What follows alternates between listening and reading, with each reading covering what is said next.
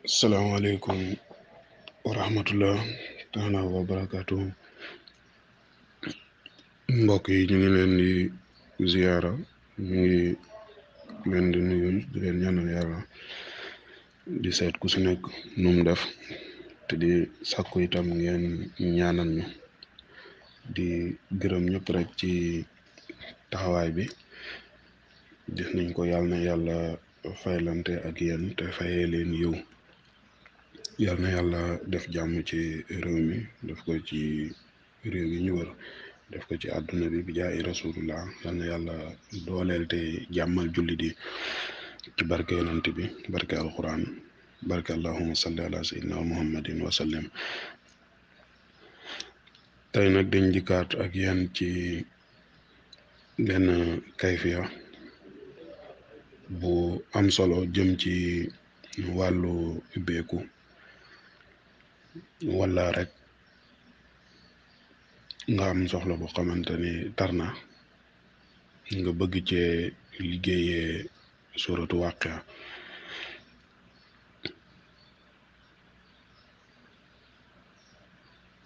gaaw na lool ci ubbeeku, gaaw na itam ci loo xamante ni yaa ngi koy jël bu bëgg say buntu ubbeeku ba nga jot ci. suratu Waqiya képp ku ko xam wala ñi ko miin tuuti xam nañ ni lu gaaw la ci wàllu wërsëg, lu gaaw la itam ci wàllu ubbeeku, lu gaaw la itam ci wàllu jëlbu. kum nangul di nga xam ni lu yéeme la.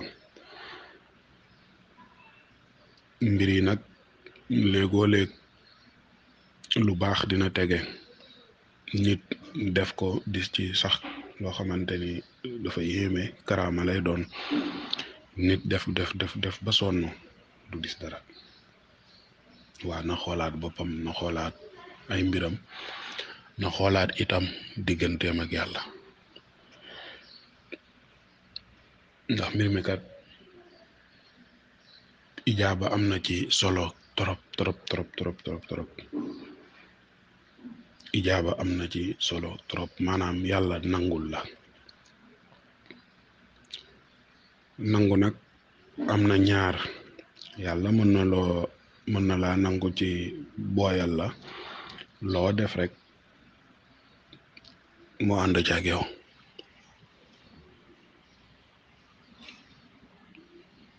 loolu moom alkande rek daanaka lay jur.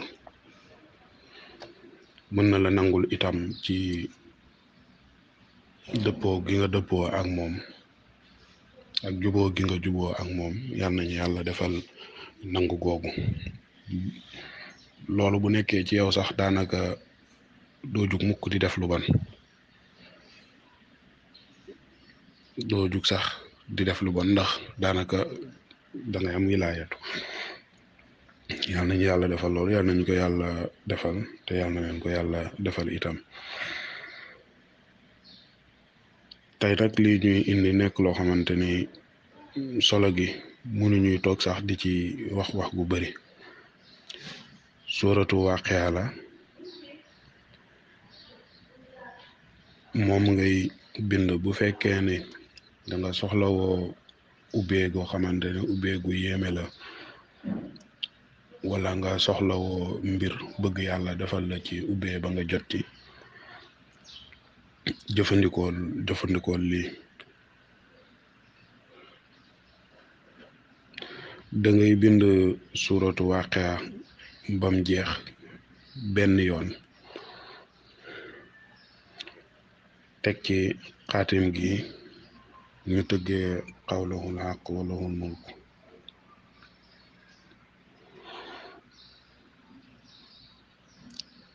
yaanu umu Musa.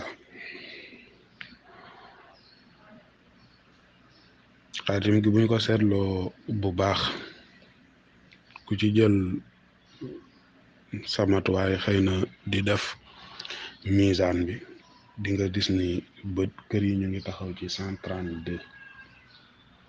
maanaam boo defee misaan bi yaa ngi jàpp 132.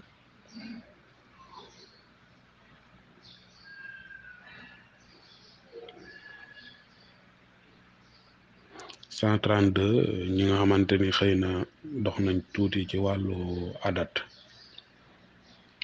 dinañ xam ni moom mooy adadu xalbu, ndax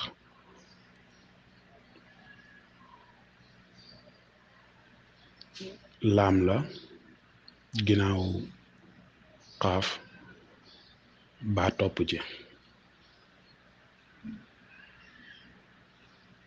nga am xaaf bi di 100, laam di 30, baa di 2, boo leen boolee muy 132. kon mën nañ njortal kayfiya bi njortu gu wér ni nit ki lépp loo xamante ni bëgg-bëggam la wala namm-nammam la ci xolam, bu jëfandikoo lii yàlla dina ko ci nangul, dina ko ko may.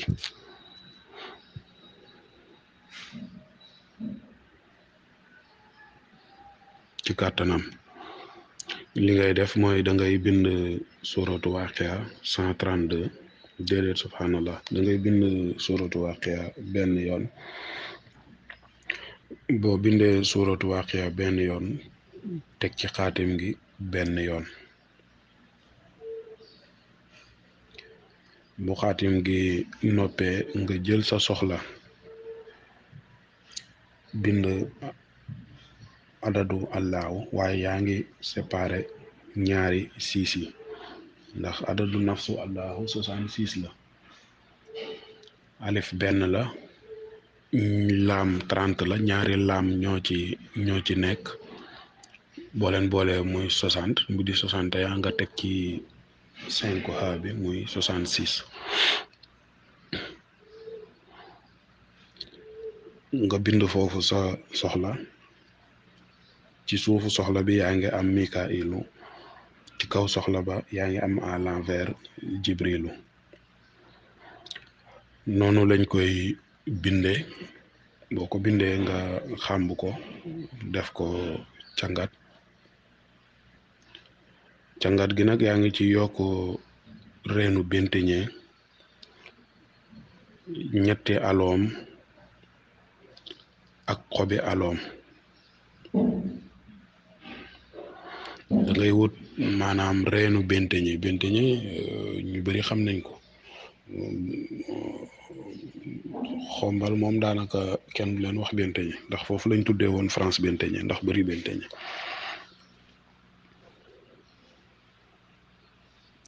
reenu benteñe ngay wut boole ko ak moom,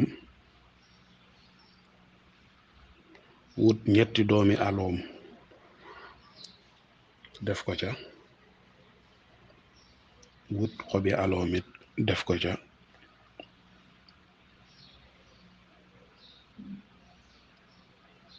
soog koo tàmbalee sangoo. nekk na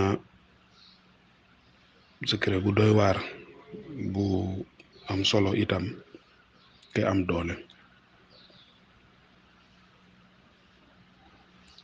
kon ci bamtu da ngay bind suratu Waqiya benn yoon, bind xaatim gi benn yoon, def ci sa soxla comme niñ ko tegtalee sànq. wut reeni benteñe, ñetti aloom ak xobi aloom.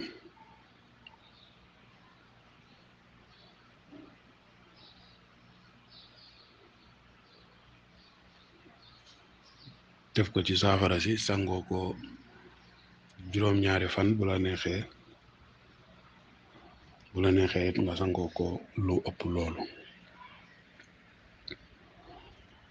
soo ko defee yàlla dina la defal li nga bëgg ci kàttanam, te di nga am ubbee ba yéemu incha allahu taala. on va essayer de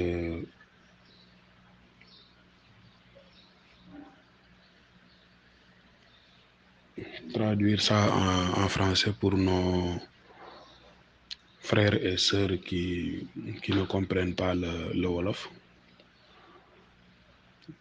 Seulement, la racine va être donnée dans la description. Ce qu'on ajoute dans le nasi, la racine, le fruit et les feuilles vont être donnés dans la description. Parce que présentement, je ne connais pas leur nom en français. Donc tout à l'heure,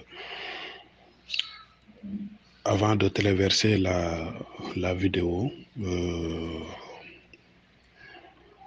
on va trouver le nom et le mettre dans la description de la vidéo. Ceci est un secret très puissant et très efficace pour l'ouverture ou pour un besoin dont tu as besoin d'ouverture pour l'obtenir. C'est un secret de Sirou Waqiya. Ce qu'il faut faire, c'est écrire le Sirou Waqiya une fois. Tu suis avec le khatim qui se présente devant toi, le khatim de Hawlaoul Akwalaoul Mulk.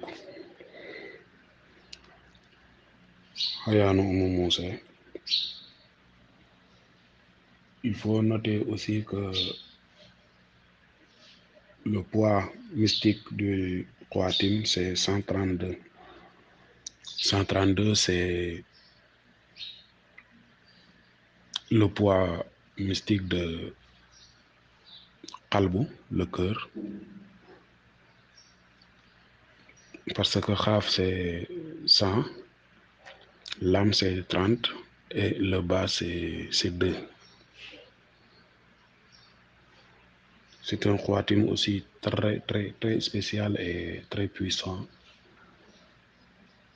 Même en le regardant, on peut bien espérer que ceci peut nous donner ce qu'on veut par la grâce de Dieu, Inch'Allah. Donc, vous écrivez Waqiya une fois, le khatim une fois, et vous mettez ce dont vous avez besoin à l'intérieur du khatim. Mais vous le mettez entre les 2 6 de Allah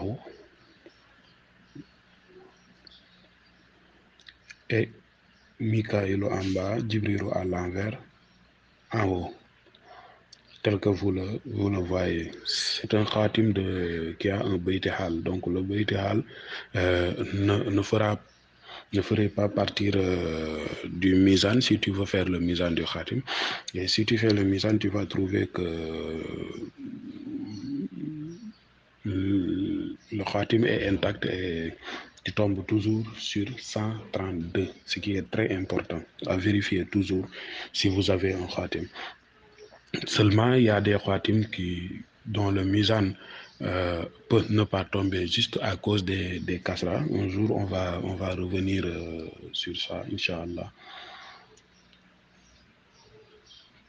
Et pour ces genres de khatim, il faut juste savoir le kasra pour continuer le khatim. Normalement, pour avoir un bon mizan. Parce que ça a été souvent oublié. Donc, si vous écrivez ça, vous en faites un nasi. La racine de benteñé serait donnée dans les descriptions. Les fruits de halom aussi, tu en cherches juste 3. Ça serait donné dans les descriptions. Et les feuilles de halom aussi seraient dans les descriptions en français ou bien en non scientifique. Tu fais ça et tu te laves avec 7 jours ou plus. 21, c'est bon aussi. Donc voici un secret très, très efficace que je vous conseille vivement si vous avez les portes fermées ou si vous avez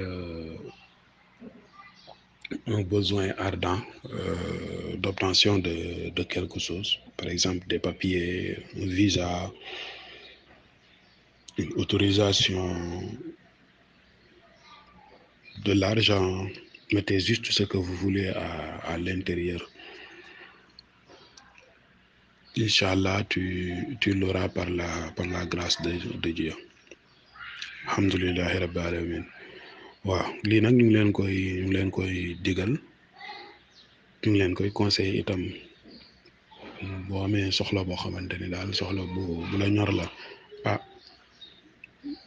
dénk ko yàlla jaar ci yoon bii nga xool yàlla mën na la ci defal tawféex goo xamante ni di nga sax mujj di yéemu ci loolu waaye na nga xam ne lépp lu ci mën di am yàlla la nañ ko sante yàlla yàlla na ci yàlla def barke yàlla na ci yàlla def ijaaba itam def ci nangu gu bañ dootu topp bi jaay rasulullah yàlla na jur ubbeeku ci képp koo xamante ni sax xëy na dégg nga ko te defagoo ko ndax am na ci mbir yoo xamante ni ndigal li rek day tax boo ko jotee rek sax day commencé dox te liggéeyu googu yàlla na yàlla boole secret bi ci yooyu ci barke yonent bi sallallahu alayhi wa sallam barke alquran barke suratu Waqiya barke bépp baat bu nekk ci suratu Waqiya barke aayay suratu Waqiya barke xurufi suratu Waqiya barke ci kiñ ko wàcce sallallahu alayhi wa sallam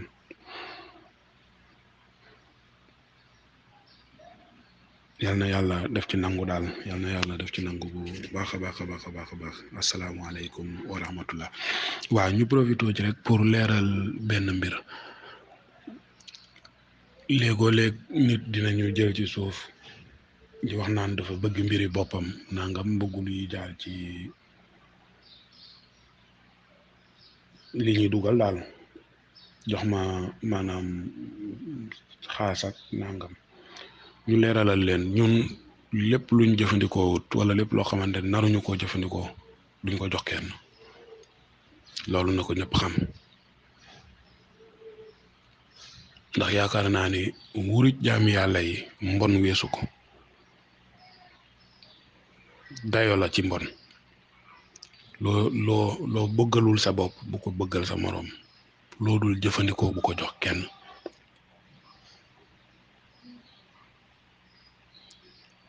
kon loolu nañ ko xamaale benn yoon